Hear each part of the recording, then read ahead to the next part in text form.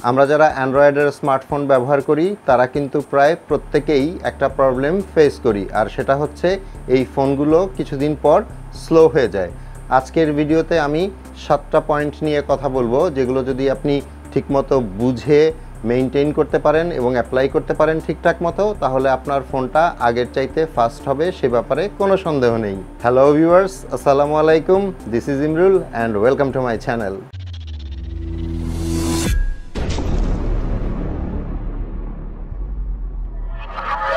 Welcome back. মূলত আপনি যদি দুইটা মেইন জিনিস মেইনটেইন করতে পারেন, তাহলে আপনার অ্যান্ড্রয়েড স্মার্টফোনটা খুব বেশি স্লো হবে না, কিংবা আগের থেকে একটু ফাস্ট পারফর্ম করবে।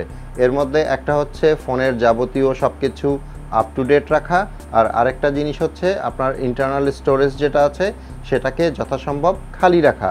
এখন আমি আপনাদেরকে স্ক্রিনে একটার পর একটা 7টা স্টেপস দেখিয়ে দিব, যেগুলো করে নিলে আপনার অ্যান্ড্রয়েড ফোনটা আগের থেকে ফাস্ট পারফর্ম করবে। সব কিছু আপ টু ডেট রাখতে হলে প্রথমে যে কাজটা আপনাকে করতে হবে সেটা হচ্ছে আপনার ফোনের সেটিংসে চলে যাবেন। আমার এখানে সেটিংসে দেখতে পাচ্ছেন অ্যাবাউট ফোন, তার ঠিক নিচেই আছে সিস্টেম অ্যাপস আপডেটার। এখন আপনার ফোনে এরকম নাও থাকতে পারে, আপনি এখান থেকে খুঁজে বের করবেন সিস্টেম আপডেটার্স কিংবা সিস্টেম অ্যাপস আপডেটার, এরকম কোনো একটা অপশন। সো এই সিস্টেম অ্যাপস আপডেটারের উপর ট্যাপ করবেন। আমার এখানে দেখতে পাচ্ছেন all system apps are up to date. আপনার এখানে যদি কোনো অপশন শো করে এবং সেটার পাশে যদি আপডেট লেখা আসে, তাহলে সেটা আপডেট করে নেবেন। এখানে ওপরে ডান পাশে একটা 3 ডট মেনু পাবেন, সেটার উপরে ট্যাপ করবেন। আপনার ফোনে হয়তো নিচেও অপশনটা থাকতে পারে। সো এখানে সেটিংস বলে একটা অপশন আছে, সেখানে ট্যাপ করবেন। এখানে দেখতে পাচ্ছেন শো আপডেট নোটিফিকেশনস, এটা অন আছে। আপনার ফোনে যদি এরকম অফ থাকে তাহলে এটা অন করে দিবেন। এরপর 2 নম্বরে যেটা আছে, আপনার ইনস্টল করা যে অ্যাপগুলো আছে, মানে যে অ্যাপগুলো আপনি ব্যবহার করেন সেগুলো আপ টু ডেট আছে কিনা। যদি না থাকে তাহলে আপনাকে অ্যাপগুলো আপডেট করে নিতে হবে। সেটার জন্য আপনি চলে যাবেন ফোনের প্লে স্টোরে। প্লে স্টোরের ওপরে ডান পাশে যেখানে প্রোফাইল লোগোটা থাকে ওটার ওপর ট্যাপ করবেন। এখানে একটা অপশন পাবেন ম্যানেজ অ্যাপস অ্যান্ড ডিভাইস, এটার ওপর ট্যাপ করবেন। এখানে 2 নাম্বার একটা অপশন দেখতে পাচ্ছেন আপডেটস অ্যাভেলেবেল। সো এখান থেকে আপনি সি ডিটেলস যে অপশনটা আছে সেটার ওপর ট্যাপ করে দেখে নিতে পারেন কোন কোন অ্যাপের আপডেট দরকার আছে।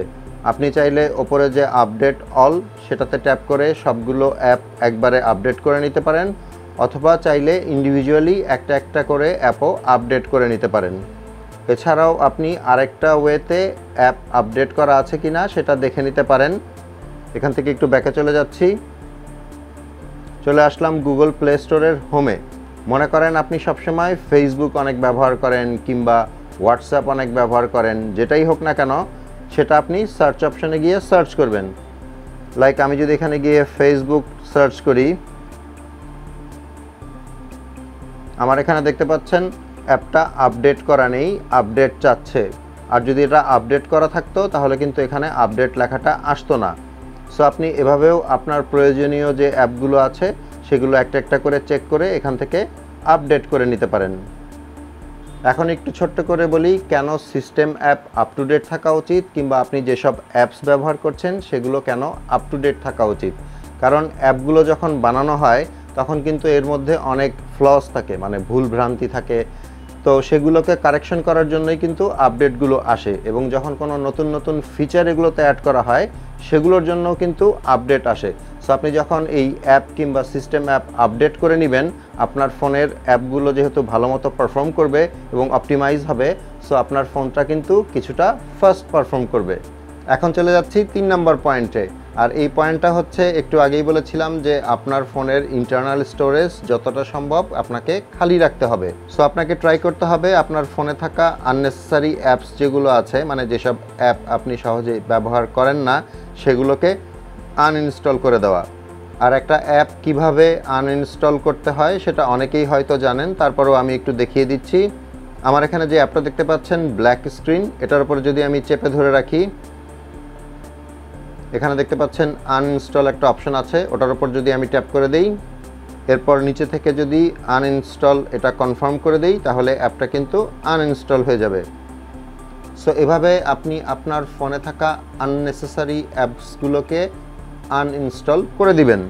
আর এখানে আরেকটা জিনিস করবেন, সেটা হচ্ছে যেসব অ্যাপ আমরা খুব বেশি ব্যবহার করি এবং যেই অ্যাপগুলো ছাড়া আমাদের মোটামুটি চলে না, সেগুলোর লাইটার ভার্সন ব্যবহার করবেন, মানে লাইট ভার্সন ব্যবহার করবেন। তো এটা করার জন্য আপনি চলে যাবেন গুগল প্লে স্টোরে।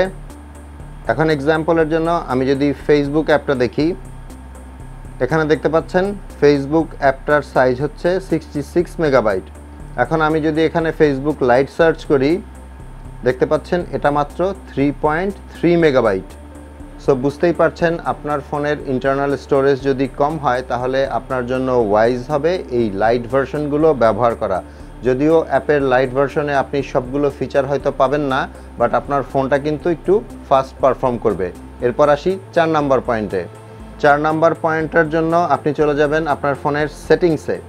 প্রত্যেকটা ফোনের সেটিংসেই কিন্তু অ্যাপ ম্যানেজার কিংবা অ্যাপস এরকম একটা অপশন থাকে। সো আমার ফোনেরটা এখানে আছে অ্যাপস দিয়ে। আপনার ফোনে অ্যাপ ম্যানেজার কিংবা অন্য কোনো নামে থাকতে পারে। মোট কথা যেখানে অ্যাপসগুলোর অপশন আছে সেই সেটিংসটা আপনাকে খুঁজে বের করতে হবে। এরপর এই অ্যাপসের উপর ট্যাপ করে দিবেন। এখানে একটা অপশন দেখতে পাচ্ছেন ম্যানেজ অ্যাপস, এটার উপর ট্যাপ করবেন। এখন এখানে আপনার ফোনে ইনস্টল করা সবগুলো অ্যাপ কিন্তু শো করবে। এখন এক্সাম্পলের জন্য আমি এখান থেকে একটা অ্যাপ চুজ করে নিচ্ছি। মনে করেন এই মেসেঞ্জারের উপর যদি আমি ট্যাপ করি, দেখতে পাচ্ছেন মেসেঞ্জার আমার স্টোরেজ থেকে 430 মেগাবাইট জায়গা দখল করে রেখেছে। এখানে নিচে একটা অপশন দেখতে পাচ্ছেন ক্লিয়ার ডাটা, এটার উপর যদি আমি ট্যাপ করি, এখানে 2 নম্বরে যে অপশনটা আছে ক্লিয়ার ক্যাশ, এটার উপর যদি আমি ট্যাপ করি এবং তারপর যদি ওকে করে দেই, দেখতে পাচ্ছেন 430 থেকে 346 মেগাবাইট হয়ে গেল। মানে অনেকখানি স্টোরেজ কিন্তু এখান থেকে সেভ হয়ে গেল। এখন ক্যাশ ডাটা ক্লিয়ার করলে কিন্তু আপনি কোনো কিছু লুজ করবেন না, কিন্তু এখানে কিন্তু সবসময় 2 রকমের অপশন থাকে। এখন আমি যদি আমার হোয়াটসঅ্যাপে যাই, তারপর নিচ থেকে ক্লিয়ার ডেটাতে যাই, একটু আগে আমি কিন্তু ক্যাশ ক্লিয়ার করে দেখিয়েছিলাম, মানে নিচের যে অপশনটা আছে সেটা ক্লিয়ার করেছিলাম, কিন্তু ওপরে যে অপশনটা আছে ক্লিয়ার অল ডেটা, এটা যদি আপনি ট্যাপ করেন তাহলে কিন্তু যত ডেটা আছে আপনার সব কিছুই আপনি লুজ করবেন। মানে এই হোয়াটসঅ্যাপ, ইমো, ভাইবার, ফেসবুক কিংবা মেসেঞ্জার যদি থাকে সেগুলো কিন্তু লগ আউট হয়ে যাবে, এবং হোয়াটসঅ্যাপ, ভাইবার কিংবা ইমো যদি ব্যাকআপ নেওয়া না থাকে তাহলে কিন্তু আপনার সব চ্যাট হিস্ট্রি কিংবা রেকর্ডস সব কিছুই কিন্তু ডিলিট হয়ে যাবে। সো ক্লিয়ার অল ডাটা যদি আপনি করতে চান তাহলে অবশ্যই আপনাকে মাথায় রাখতে হবে যে আপনার ফেসবুকের পাসওয়ার্ড আপনার মনে আছে কিনা, কিংবা আপনার ইমো, ভাইবারে কিংবা হোয়াটসঅ্যাপে কোনো ইম্পর্টেন্ট চ্যাট কিংবা ডকুমেন্টস কিংবা ছবি আছে কিনা, ওগুলোর যদি ব্যাকআপ নেওয়া থাকে তখনই শুধুমাত্র আপনি ক্লিয়ার অল ডাটা করবেন। আদারওয়াইজ সবসময় ক্লিয়ার ক্যাশ যে অপশনটা আছে 2 নম্বরে সেটা ক্লিয়ার করে নেবেন। আর এই কাজটা আপনাকে কিন্তু প্রায় করতে হবে। এরপর 5 নম্বরে যে পয়েন্টটা আছে সেটাতে যাওয়ার আগে একটু বলি, আমার এই ইউটিউব চ্যানেল এবং ফেসবুক পেজে আপনারা পাবেন এই ভিডিওটার মতো আরও অনেক ভিডিও এবং মোবাইল রিলেটেড বিভিন্ন রকমের টিপস অ্যান্ড ট্রিক্স। সো আপনি যদি আমার ইউটিউব চ্যানেল এবং ফেসবুক পেজে নতুন হয়ে থাকেন তাহলে আমার পরবর্তী নতুন ভিডিওগুলো দেখার জন্য ইউটিউব চ্যানেলটাকে সাবস্ক্রাইব করে নিতে পারেন এবং ফেসবুক পেজটাকে ফলো করে রাখতে পারেন। আর যারা অলরেডি এই কাজগুলো করে ফেলেছেন, থ্যাংক ইউ সো মাচ। আর এই ভিডিওটা দেখে ভালো লাগলে কিন্তু লাইক মাস্ট। ওকে, এখন 5 নম্বরে যেটা নিয়ে বলবো সেটা হচ্ছে delete unnecessary files, photos and videos. মানে আপনার ফোনে যেসব ফটোস, ভিডিওস কিংবা ফাইল আপনার দরকার নেই সেগুলো আপনি চিরতরে ডিলিট করে দিতে পারেন। আর এটা করার সবচেয়ে সোজা অপশন হচ্ছে আপনি সরাসরি চলে যাবেন আপনার ফোনের ফাইল ম্যানেজারে। ফাইল ম্যানেজার কিন্তু প্রত্যেকটা ফোনেই থাকে। ফাইল ম্যানেজারের ওপরের দিকে দেখতে পাবেন images, videos, docs, music, APKs. So এখানে আপনি যদি ইমেজেসে ট্যাপ করেন আপনার ফোনে থাকা সব ফটোসগুলো এখানে দেখাবে। সো যেগুলো আপনার দরকার নেই সেগুলো এখান থেকে আপনি ডিলিট করে ফেলতে পারেন। সেমভাবে ভিডিওতে ট্যাপ করলে ভিডিওসগুলো শো করবে। আবার আপনি যদি এপিকের ওপর ট্যাপ করেন তাহলে যদি কোনো এপিকে ফাইল থাকে সেগুলো দেখাবে। সো যেসব ফটোস, ভিডিওস এবং ফাইলস আপনার দরকার নেই সেগুলো আপনার ফোনের ইন্টারনাল স্টোরেজ থেকে ডিলিট করে দিবেন, সো দ্যাট আপনার ফোনের ইন্টারনাল স্টোরেজ আর একটু বেশি খালি থাকে। এখন 6 নম্বরে যে পয়েন্টটা আছে সেটাও কিন্তু এই ফটোস, ভিডিওস অ্যান্ড ফাইলস নিয়ে। আপনি যদি মনে করেন যে আপনার ফোনে থাকা সব ফটোজ, ভিডিওস অ্যান্ড ফাইলস আসলে খুবই আপনার জন্য জরুরি, সেক্ষেত্রে আপনি এগুলোকে কোনো এসডি কার্ডে কিংবা পেন ড্রাইভে শিফট করে নিতে পারেন। আর ফোনের ইন্টারনাল স্টোরেজ থেকে কিভাবে আপনি আপনার দরকারি photos, videos and files SD card বা পেন ড্রাইভে শিফট করতে পারেন সেটার উপর আমার একটা ভিডিও দেওয়া আছে, আপনি চাইলে সেটা দেখে নিতে পারেন। এখন 7 নাম্বার এবং সর্বশেষ যে পয়েন্টটা আছে সেটা হয়তো অনেকেই জানেন এবং অনেকেই অ্যাপ্লাইও করে থাকেন, আর সেটা হচ্ছে আপনি যদি আপনার ফোনটাকে ফ্যাক্টরি রিসেট করে নিতে পারেন। কারণ ফ্যাক্টরি রিসেট বা ডাটা রিসেট যেটাই বলি না কেন, এটা করে নিলে আপনার ফোনটা যখন আপনি নতুন কিনেছিলেন তখন যেরকম সব কিছু খালি ছিল সেই অবস্থায় আবার ফেরত পাবেন। কিন্তু এখানে একটা অসুবিধা আছে যে আপনি যদি আপনার ফোনটাকে এই ফ্যাক্টরি ডাটা রিসেট বা রিসেট করেন তাহলে কিন্তু আপনার ফোনে থাকা সব কিছুই ডিলিট হয়ে যাবে। সো এটা হাইলি রেকমেন্ডেড। যদি আপনার কখনো মনে হয় যে আপনার ফোনটাকে আপনি রিসেট করবেন, তাহলে প্রথমেই আপনার ফোনে থাকা যাবতীয় ফটোজ, ভিডিওস, ফাইলস এবং আরও যা যা আছে সেগুলোকে আগে পেন ড্রাইভ কিংবা কোনো এসডি কার্ডে সরিয়ে নেবেন। যদি আপনার ফেসবুক কিংবা জিমেইল কিংবা অন্য যেসব অ্যাপস আছে যেখানে পাসওয়ার্ড ব্যবহার করতে হয় সেগুলোর পাসওয়ার্ড আপনার ঠিকঠাক মতো জানা আছে কি না সেগুলোও মেক শিওর করে নেবেন। আর যারা জানেন না রিসেট কিভাবে করতে হয় সেটা আমি আপনাদেরকে শর্টকাটে দেখিয়ে দিচ্ছি। সিম্পলি আপনার ফোনের সেটিংসে চলে যাবেন। সেটিংসের ওপরে যে সার্চ অপশনটা থাকে সেখানে গিয়ে সার্চ করবেন রিসেট। এখানে একটা অপশন পেয়ে যাবেন ফ্যাক্টরি রিসেট, এটার উপর ট্যাপ করবেন। আর এখানেই আপনাকে দেখাবে আপনার ফোন যদি আপনি ফ্যাক্টরি রিসেট করেন তাহলে আপনি কি কি হারাবেন। লাইক সব রকমের সব অ্যাকাউন্টস হারাবেন, কন্ট্যাক্টস হারাবেন, photos, videos, apps, backup, SD কার্ডের ডাটা এবং আরও যেসব আইটেম আছে এই ফোনে সব কিছুই কিন্তু ডিলিট হয়ে যাবে। সো নিচে যে অপশনটা দেখতে পাচ্ছেন ইরেজ অল ডাটা, এখানে যদি আপনি ট্যাপ করেন, আপনার ফোনে যদি পিন দেওয়া থাকে মানে ফোন আনলক করার জন্য যে পিনটা আপনি ব্যবহার করেন সেই পিনটা এখানে দিবেন। দিয়ে এখান থেকে নেক্সটে গেলেই আপনার ফোনটা রিসেট হয়ে যাবে। আমি যেহেতু আমার ফোন রিসেট করব না তাই সেই পর্যন্ত যাচ্ছি না।